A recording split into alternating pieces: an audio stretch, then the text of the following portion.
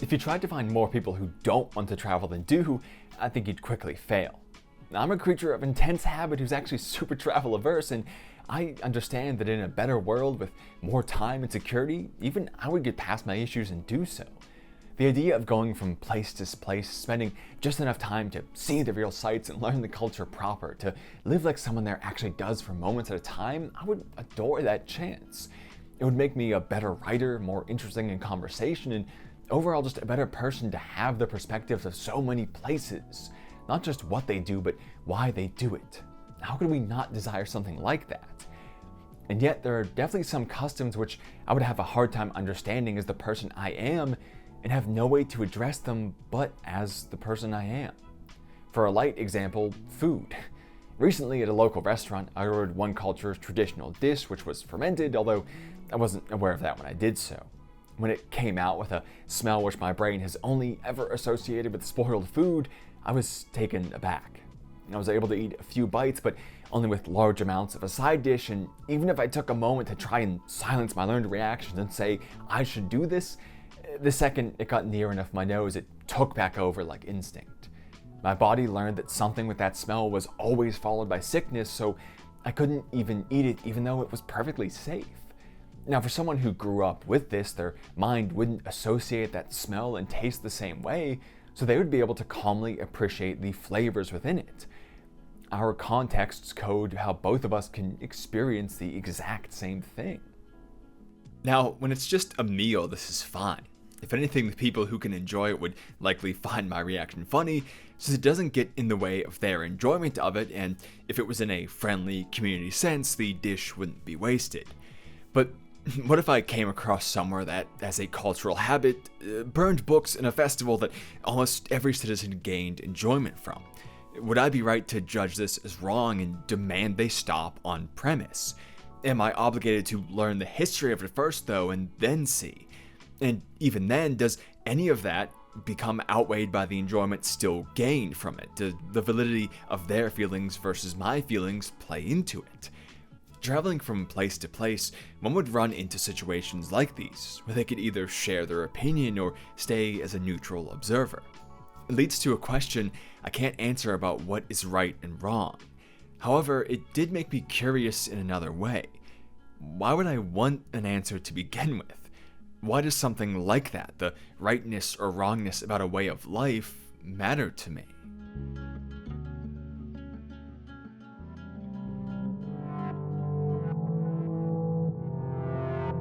To answer this question, I wanted to get an idea of what it would be like to not pass those kinds of judgments, which is what we see in Kino's journey. The 2003 anime is pretty literal with its title. The main character, Kino, goes on a journey, accompanied by their talking motorcycle, or motorad, Hermes. They pass between city-sized countries, staying in one place only for 3 days and 2 nights at a time. Along the way, the pair sees a lot of people and places, from a country where everyone can read their fellow citizens' minds and isolate forever in response, to a chaotic and violent coliseum where underground slave-class citizens can fight each other to the death to rise up to the upper class on the surface. And yet, no matter what they witness, from outright genocide to supportive kindness, Kino leaves with a lack of judgment, thanking their hosts for the time and energy spent.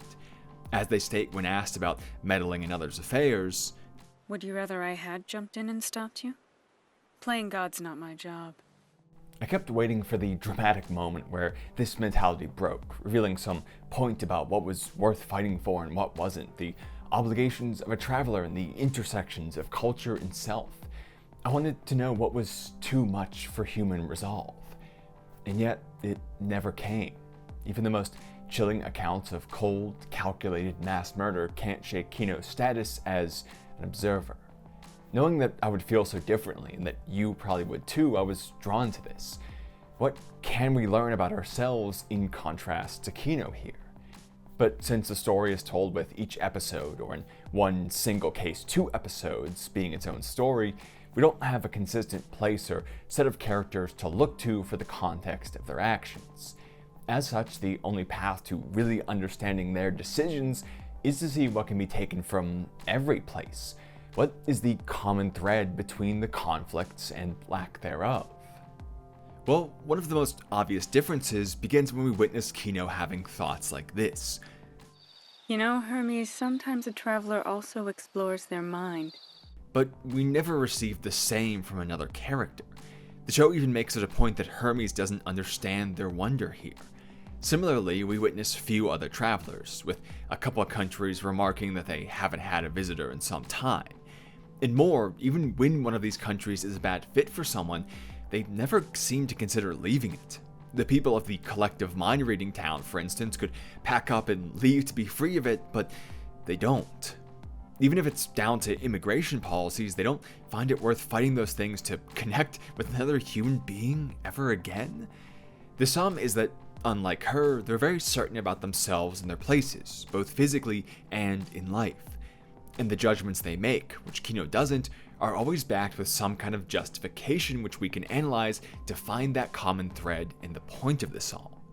In the second episode, Kino comes across 3 men whose truck has become stuck in the snow, and they slowly help return the men to health by hunting local wildlife, making stews they share over a fire, hearing stories of wives back home in better times, eventually playing a key part in finally freeing the vehicle. Immediately afterwards, they call Kino over and point their weapons at them. The men are slavers seeking to make up for their lost cargo by taking Kino instead.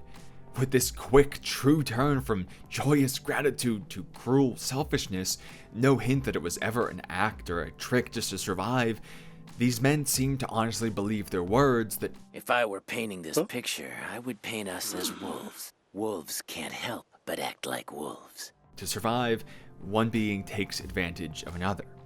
Kino even understands the basis for this logic. Each time they had to kill a rabbit to cook for them, they questioned whether the life lost was worth the lives saved, relying on the same principle that one life must take advantage of another to sustain itself. The living being can't help that it needs to eat to survive. As such, this isn't something that Kino can argue about, and after killing them, they even return a fancy ring one of the slavers gave them as a gift, expressing a commonality still found between them. They're people trying to live lives.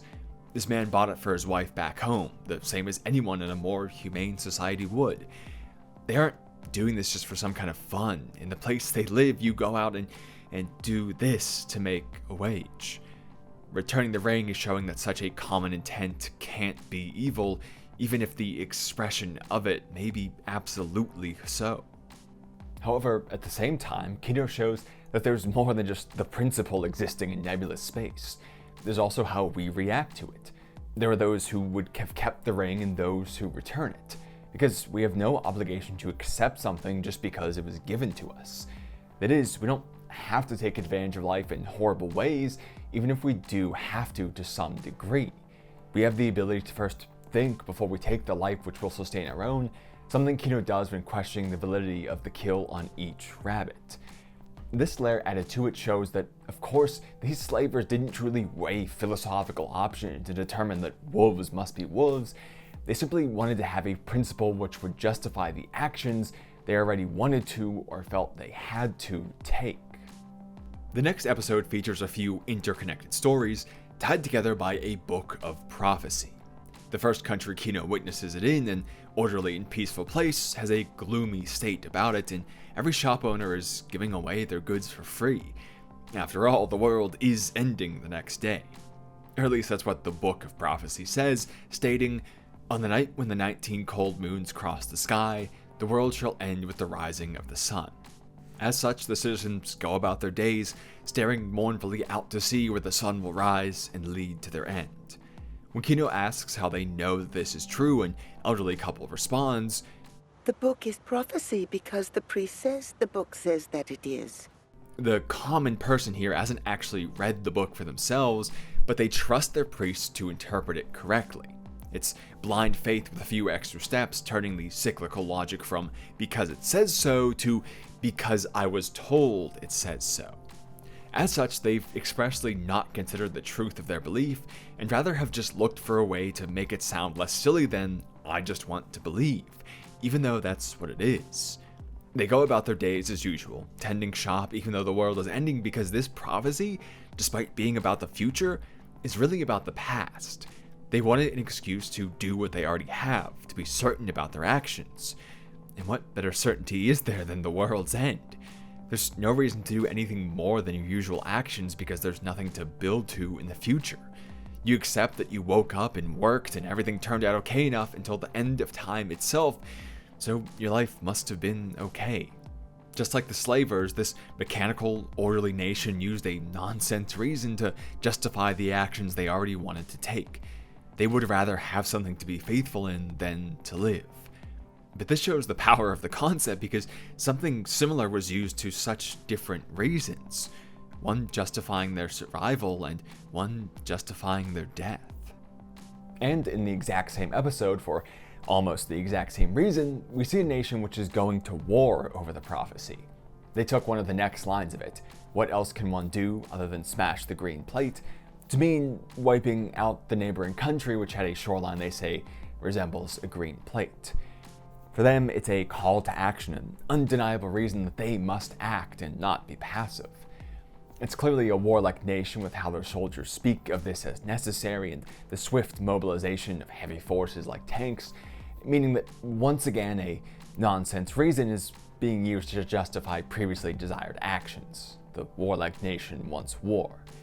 But here we see another evolution. The exact same reason can justify both life or death. Unlike comparing to the slavers, it doesn't even have to be a different logic, but the same logic. After all, if the world is ending, why not do anything to try and save it? There's everything to try and build to in the future. The only difference between them is reading 1 or 2 lines deeper into the book, which should actually lead to so many questions that the prophecy seems like nonsense. It's all based on a poem which is much longer than just those couple of lines, full of these abstract and odd details, and yet those are the only ones which are spoken of, because those are the easiest justifications in being, well, the most dramatic. It's easy to rally people around an action or the lack thereof when it sounds massive and impactful. The world might be ending. We have to wipe them out to the last man or everyone dies. Or the world is ending.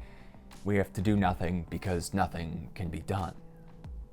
And adding to the nonsense is, well, actually legitimate nonsense. The book itself is meaningless. The country which is about to be destroyed is where it originated from. A poet was threatened with death and given 19 days to create a depressing song for the cruel king. His wife took drastic decisions with her own life to motivate him into sadness. It worked, and he wrote something so saddening that the king isolated forever and died, and the man spent the rest of his life speaking the poem until the entire country was so depressed enough to now make it tradition to be constantly read out loud in public. A passing traveler recorded it in a book, stated that it was prophecy, and from nothing more than that, it became so. The details in it, like 19 moons or the green plate, aren't based around some sort of prediction but the poet's own life. On his mind when he wrote it was the fact that, well, on the 19th day, his world would end if he failed, and he knew what his country's coastline resembled. So it isn't strictly nonsense, but it's only sense in the context of this one man's mind, as even his own country states they don't know what it means. But this leads to the realization that actual nonsense is what's being used to justify these entirely contradictory actions. There is no truth to it, only interpretation as one desires. Anything can justify anything. As Kino states it, When anyone expresses anything, someone's always there to interpret it. Why can't the world just be a series of events? So, all of this, paired with even more in the series like a chaotic king who justified death games with destiny, an author who writes a blank book to contain everything so that he isn't just a side character, but rather the author of the world, there's purposeful amnesia to serve a fake family, and even cold hard data but skewed by harsh emotions, and many more cases, we see that there is only one common element between all of these nonsense justifications: the desire for it. Since it can be anything and lead to anything, all we know is that we are creatures who inherently hold some desire for it. With all these varied cultures, it can't be a learned behavior either, something we picked up from the world around us, but rather must be a key part of how we enter that world to begin with. So the question then grows from what into why. What could be gained from this concept, in any time, any place, or with any kind of people?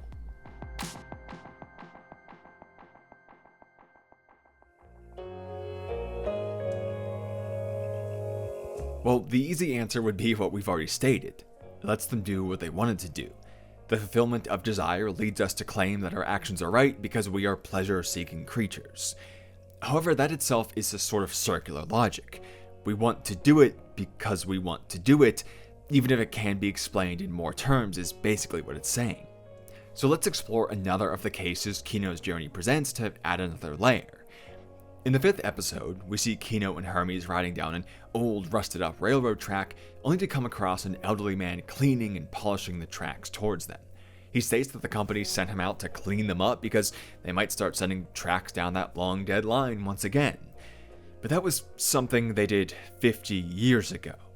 For that whole time, never once seeing the family at home that he says he's sending the money to, or witnessing a payoff to his work since no train has ever followed, he continued day after day after day.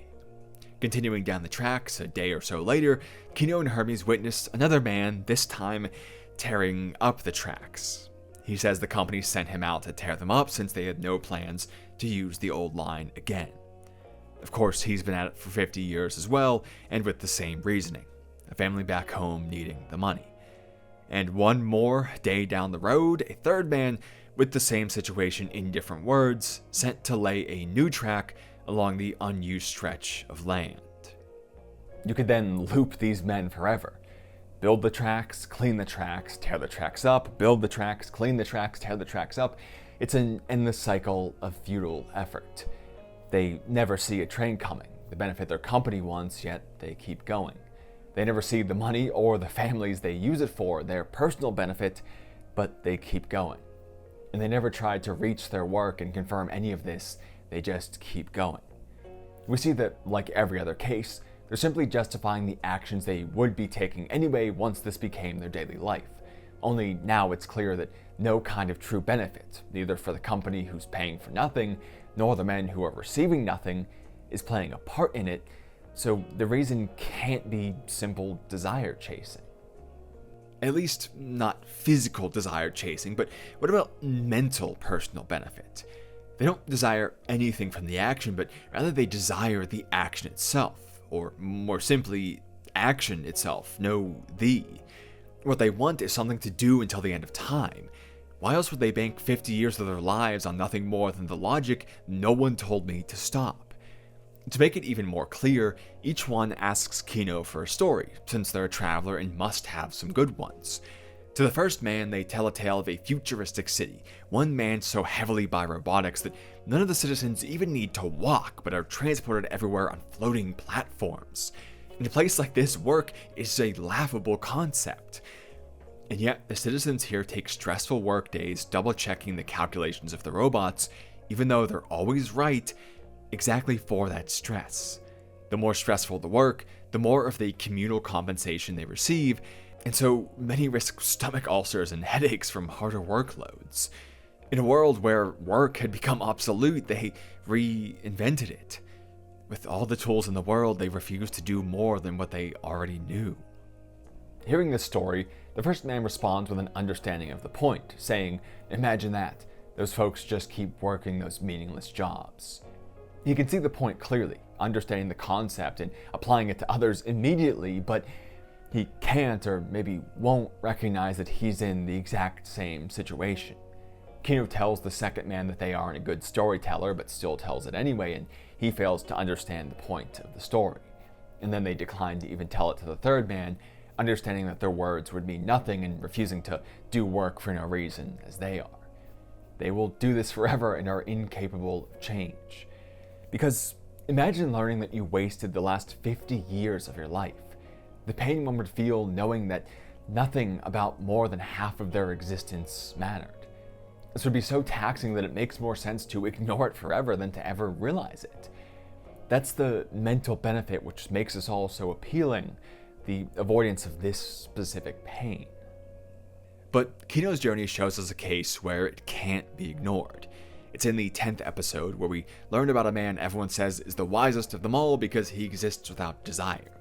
He has no family, no friends, no possessions. He does nothing more than eating and drinking enough to survive and sleeping when needed. With the rest of his time, he sits on the street staring off into a distance that doesn't exist. The truth is, he was experimented on, a former criminal who served as a test. If they removed his criminal desires, would he cease to commit crime and become a better man? However, the result was a bit too effective, leading to the state where he has no desire whatsoever, taking no actions and becoming not just peaceful, but, as they see it, useless as well. He's then banished from his homeland. While he sits along the river one day, a hypnotist comes to his side and reveals that he could replenish the man's desires if only the man could remember what was said to him in that very moment, locked away behind the hypnotist's trickery. For years, the answer is lost to him, and he doesn't search for it because what desire does he hold to?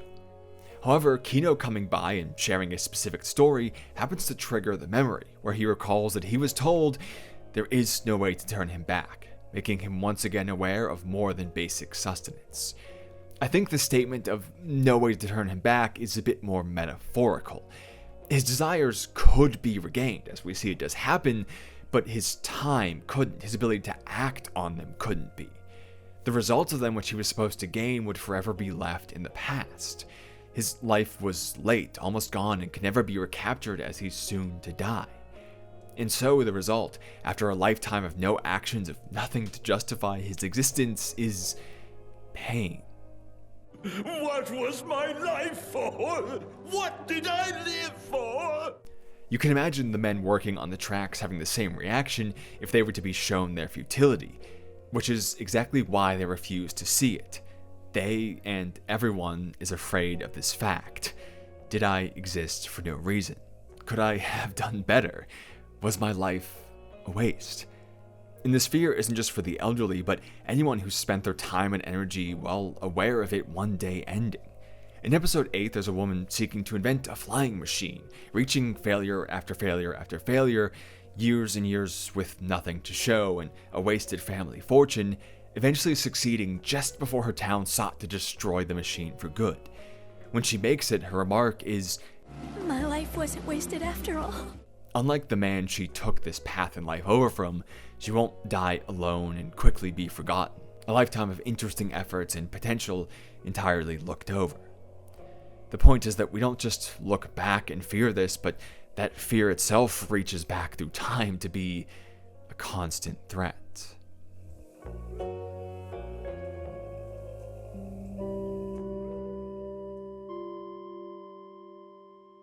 So in short terms, the search for purpose is a result of our mortal fears. Free will is terrifying when life is limited. But this by itself is a conclusion reached many times already, so what makes this interesting? Couldn't I have just said that in less words? Well, the interesting part is working through it from the everyday observation to examine its root. We got from differences in culture to the fear of free will, so what could we learn about the former from understanding it as the latter? We have to collapse it back into what started this topic off. The conflict we feel about our different cultures, about our paths in life and wanting to be right about such things. We can choose to live any kind of life in any kind of place, doing any kind of thing, and there is no indication of correctness.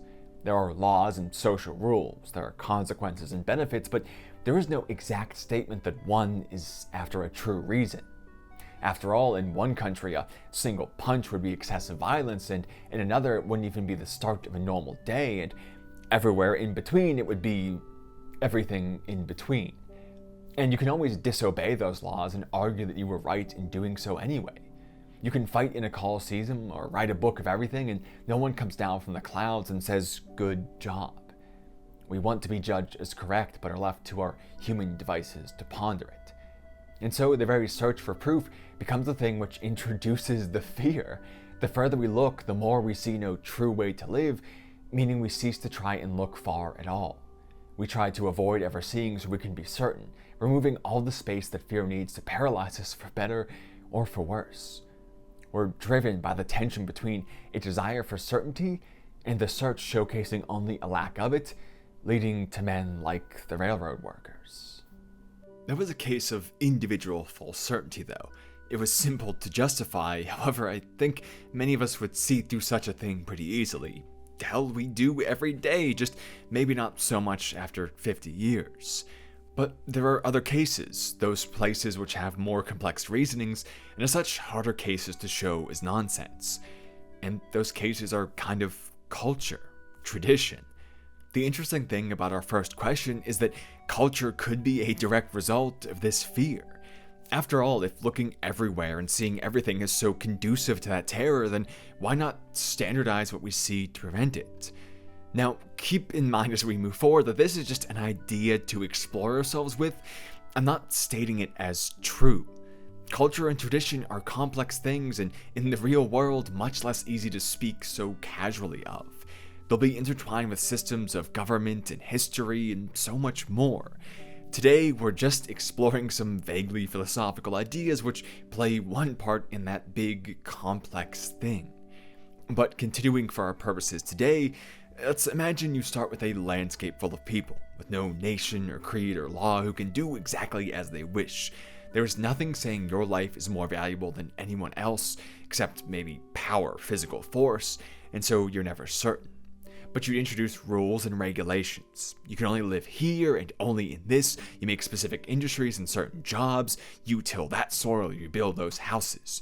You build obviously better and worse situations, poor homes and rich ones, and you mix it all together so that some people have more, so that some people feel more correct.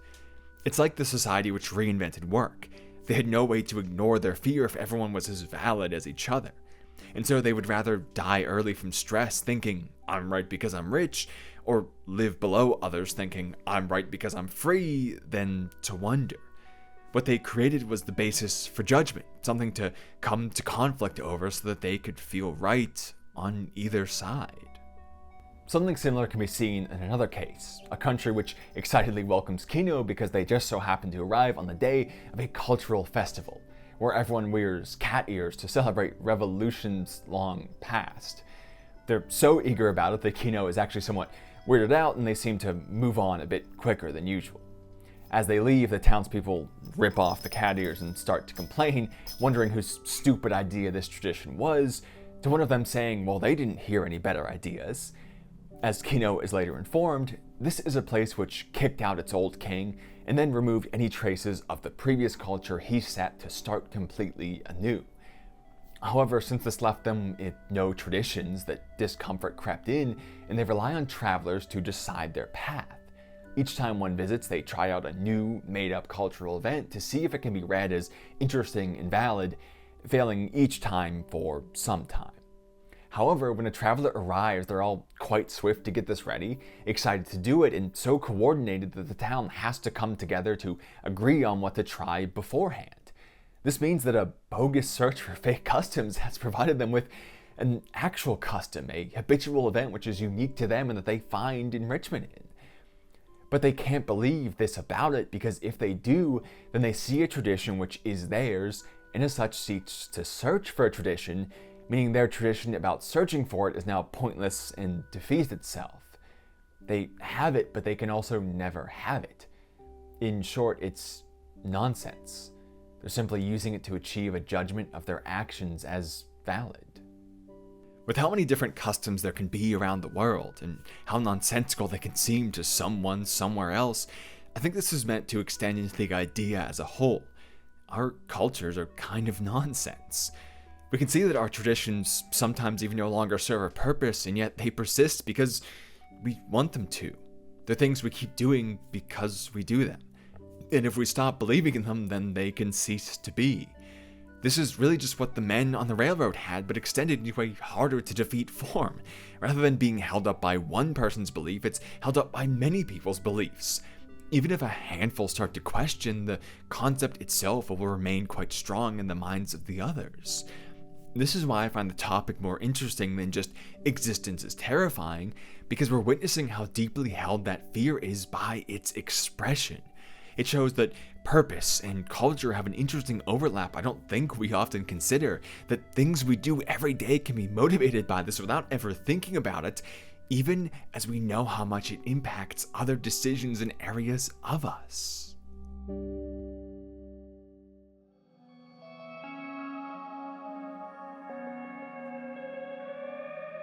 But even more, Kino's journey doesn't just state this, but gives us cases which are meant to show why considering this is important. When some of our everyday actions are motivated by such a deeply held emotion, Could we be harming ourselves and even each other? The case we talked about with the flying machine happens in the context of a country where crop yield is everything, in boring fashion, quite literally stated as, "Here, one's public worth is judged solely on their ability to increase crop yield."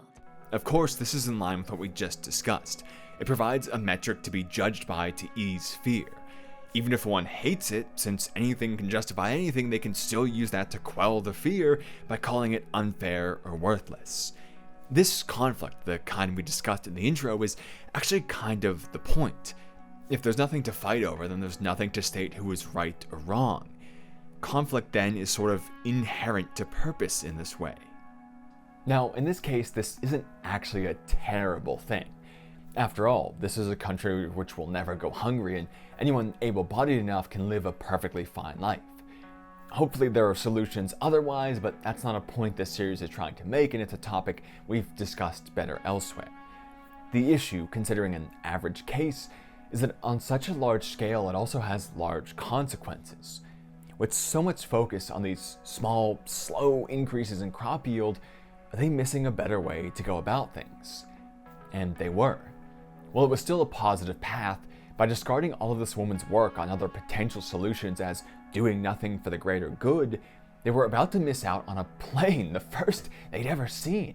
It could be used to better apply pesticides to crops, to improve their trade, to transport citizens for business, and many more applications, taking them well above a measly 3% increase into new directions where diminishing returns has a long time before it sets in. Their desire to be comforted, this collective purpose known as the tradition of crop yield, was holding them back from a much brighter future. We see that even good intentions and reasonable statistics, overall decent principles, can be used to reason for the wrong outcome when following purpose above all. Of course, sometimes this is much less gray and more outright harmful, and I think this is where things are really trended. The best option is usually maintenance, and the regular is often something more like this. Episode 4 gives us Kino's backstory, where the tradition has become a perpetuation of harm. In their country, at the age of 12, you're operated on in order to become a perfect adult, someone who can work any job with a smile, whether they might simply not enjoy it or even more hate it or disagree with it. Whatever your feelings, you work and the country keeps going in a mechanical, stable fashion. Nothing can faze them, no revolution can topple the order, no disaster can disturb the production.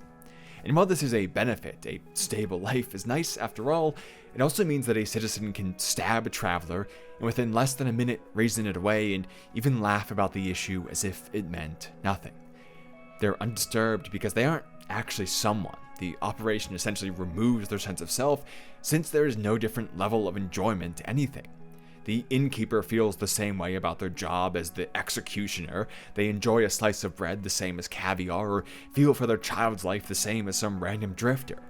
No one is more than the label perfect adult, to the point that they'll even try to kill a child simply for questioning the idea of the surgery, saying bluntly in their objection, "Our foolish daughter here said she didn't want to get her 12-year-old operation and just live life as herself." Like any other purpose, it's circular logic, attempting to pull certainty from uncertainty. These people will never achieve something meaningful in their lives, but exactly because of that, they can never be aware of it. A simple purpose has robbed them of purpose, the same as the railroad workers or anyone else using these nonsense justifications. Kids will keep being killed without a second thought to maintain this, and no one here will ever be more than a smiling, willing slave. Now, part of what's so dangerous about this is how little it becomes questioned. If people were fighting against it, there would be hope, but no one even considers that. Remember how we said the more people believing in it, the better it is? Well, that has an effect across time as well. If something has existed for a couple years, it's still fresh in the impactful generation's mind as a new, unproven thing. But say it gets to 30, 40 years where an entire new generation has grown up under it, and only the elderly remember its birth. And then 100 years where every single person alive has only ever known it as fact. This is, in effect, truth, despite having no more basis than the people's belief. We see this with young Kino, who never once even thought to question the surgery before a specific event that we'll cover soon. When explaining their town to a traveler, they speak about it nonchalantly, vaguely mentioning things like, well, of course they smile whenever they're working, they're adults. It isn't even in their mind to think that this isn't how things are everywhere, until they have no basis to feel it isn't right. They'll accept the passage of their 12th birthday and the surgery without question. One desire for purpose has become a whole culture, consuming entire lives. How much has been lost to this avoidance of pain?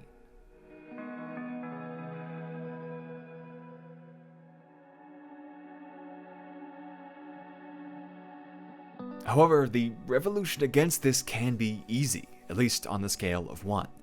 For Kino, it changes in quite an easy and simple way. A single traveler comes through. As a child, Kino witnessed Kino, the original one that she later takes the name from. He was a man passing through town, only set to stay for 3 days and 2 nights before moving on to see more of the world.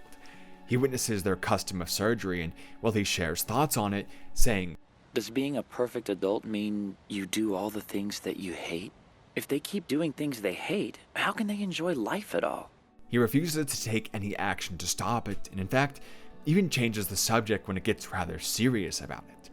It seems like he really didn't do anything, and in fact, he didn't even really intend to. Young Kino just kind of latched on given the chance, and yet he did everything he needed to.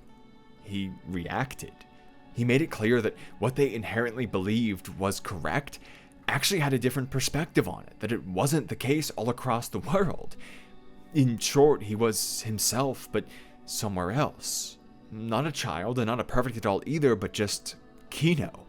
A person existing in their own framework, not in the framework of nonsense culture or tradition. I guess that I'm just Kino. I'm a man named Kino, that's all. Me, Kino, on a journey. From this rather simple conclusion, in that one moment of questioning to make it so, a lot actually arises. But we have to try and think about it the way an artist might think about, say, negative space. At first glance, it might just feel empty, like nothing, but it's actually a crucial part of the image. Young Kino accepting their future forms a set path through life. They take over the yin from their parents, they live happily doing so this for years on end, they have their own kids to do the same, and then they die one day. There is no deviation from this, and it will be seen through without doubt. However, we could say this in other words, not what they will be, but what they won't be. A traveler, a singer, an artist, a mechanic, a cashier, a chef, a swimmer, a king, a slave, a builder. We could go on for hours listing every possibility. That means that the moment of questioning introduced by adult Kino simply being himself is what leads to the appearance of all of these possibilities. And isn't that a lot gained from very little? Discarding a single future opened the door for millions more. What this means, though, is that there is no certainty. If we accept all of these possibilities instead of purpose, then we also have to see it's impossible to truly act on them all and find one which is true for us, or even really to effectively test out a wide range and see which is most beneficial. The same mortality which started this makes sure of that. We end up back at the reason why purpose is chosen in the first place, that the situation is terrifying. What if we waste 15 years on nothing? If we work away on the wrong career? If we love the wrong person? What if our life is lived wrong? If anything, then, this makes Kino's way seem worse than the alternative. The constant questioning of their own actions, the lack of any real place in life, both literally a place to keep any items, and more generally a place to make friends and have family, to belong. The constant worries of being stranded on this journey and the dangers passed through. Hell, they almost die a few times that we see at least. Sure, they get a better perspective. They know for certain they won't be living a false purpose. But all they've done is become the embodiment of our fears, living, breathing proof that there is no answer in all which has been seen. This may be the reason why they never judge another culture. They're painfully aware of how little they know for certain to say what is right or wrong. It's not like this makes them particularly wise or anything either then. Often, Hermes will ask a question about what they just witnessed, like if the world will truly end tomorrow from the prophecy. And Kino's response? I don't know. Ask me again in the morning. They'll change the subject or avoid the question, dodging what should be important moments swiftly. They don't know any more than the people refusing to search, it seems. And at least those people have comfortable things, partners and children and goods, and a proper home with a nice bed. So does this really do anything, this awareness? Should we just do the thing which at least ignores the pain? I'm not sure. I don't know what's right for you in your context, so this video has no answer. But there are two sides to consider. First, some nonsense philosophy, and later some more practical advice. For the former, if we can't be certain of anything, and if anything is justification, then let's abuse those principles for our own sake. We can't be certain of our own uncertainty. It's entirely possible that there's something out there we try, and realize upon doing so it feels entirely fulfilling, and we found some kind of truth for our existence. Maybe it's not right away, and maybe it's not immediately obvious, but the possibility still exists. And the only way it continues to exist is if we continue to search until it's found. The second we give up, we end up like Kino, losing so much at the guarantee of so little. The most positive result is alive so long as we try, and only if we try. Kino expresses this when asked how they push through these terrible places they find on their journey. Even when something like this happens, I still look forward to the next encounter or discovery. Its unpredictability always reminds me how much I love it.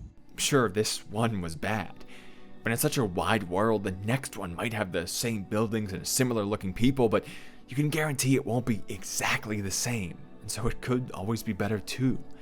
And in further abusing the logic we tried to prove earlier on, we can assure that this search won't wind up with the pain of lost purpose either. Kino's way seems to introduce a lot of doubt, but in avoiding those tough questions, Kino shows that these methods can also remove it. Why worry about what tomorrow will bring when you can just wait and experience what it is after all? The constant stream of possibility means nothing is guaranteed, so worrying is almost nonsensical. Work yourself up over the possibility that is one out of millions? They can just keep traveling forever until the end of time, witnessing new things, and if they say exactly that is their purpose, then there is no way for their purpose to end. Even if they visit every single place on the entire planet, by the time they get to the last one, the first one will be different than it once was. In the lack of certainty, there emerges one purpose which prevents stagnation and also is never subject to the pain of our mortality. To journey, to search forever. This is just as undefeatable as the men on the railroad of the Book of Prophecy. However, getting to the more practical advice, I don't think Kino's journey is saying we should search forever. It's a nice idea in theory, but I don't think we want to go without the benefits of being settled in a world which demands it. And in the end, even Kino doesn't. Only once in the final episode, they attempt to break their 3-day rule. It was in a country which was known for being horrible to travelers. However, in the constant search for perspectives, Kino went anyway, wondering how they got that reputation and why. And upon getting there, it's actually a friendly, wholesome welcome. They meet a child just like their younger self, who shows them around the town with the best views and teaches them their history. Strangers invite Kino to happy celebrations and offer traditional dishes for free. There's no drama or surprise at all in this place. It's just a great country to be in. Feeling so welcomed and seeing a place which so openly embraces travelers, Kino feels that maybe it would finally be somewhere for them. Someone which could understand the search they've been on for so long, a place which would keep alive its positive spirit but without requiring them to be sleeping in tents and waiting for the rain in the desert. Somewhere so welcoming to outsiders must understand the importance of the journey, right? Those years of perspective gained showed some pretty good odds that this would be the right place. And maybe it wouldn't be perfect, but it could be everything Kino reasonably needed. A simulated truth found only through open journey and maintained by awareness after the fact by welcoming new perspectives. The ironic thing, though, is that it only happens because these people were forced to face mortality. Nestled in a valley made in part by a volcano, their country was about to be wiped out in its entirety by an eruption. Upon learning this, the once hostile, aggressive people are made to reconsider. Is that really how they want to be remembered for all time? A gravesite which isn't even visited because no one dares go near from the horrible things they've heard? As such, they decide that for their remaining days, they'll wait in place, and when any traveler comes along, they'll meet them with open arms and a genuine welcome. Of course, the only one willing to do so is Kino. Everyone else was somewhat rightfully swayed away by all the terrible stories of throwing rocks at travelers and throwing them aside. And so they get their one positive memory, ensuring that Kino moves along just hours before the eruption, and the country perishes with someone to tell the story of a kind and welcoming people who lived there, a people now solidified in their final reconsidered purpose. They were more willing to die in positive thoughts than to continue into hardship. It shows that they were still beholden to these overwhelming ideas of culture, as they were unwilling to merge into someone else's, but also that being forced to consider the truth of their actions was actually the best thing for them. Given their pride, they would have perished either way, but it was only this shock, this moment of journey despite sitting still, in which they were able to turn from a place eternally hated to a place which will slowly have its amazing story passed on to become an overwhelmingly positive country in memory. They struck the balance which they felt was right for them in their situations, and it made the best of a bad deal. And just as important was Kino's open mind to go see for themselves. Both parties needed to have some amount of journey in them for this to occur, and so the more people who accept this kind of consideration, well, the easier it is on everyone. The point is, well, just about that. Some degree of consideration is required. We shouldn't live our entire lives head in the sand, ignoring the wider world to feel comfortable in culture and purpose and nonsense. But that fact doesn't also have to be everything. Sometimes just a bit of real thought and 3 days of actions can be what leads to generations of a positive story. Sometimes just one day of being yourself can show someone another better way for them. And other times it's 3 years of literally traveling around and witnessing place after place only to find the one and watch it be destroyed before your eyes, forced to keep going for the next one. No one can tell you exactly where to look or how long to look for, or even if you have to go anywhere at all to understand. Maybe you lucked out and right here is exactly what was meant for you, or maybe there is no meant to be at all.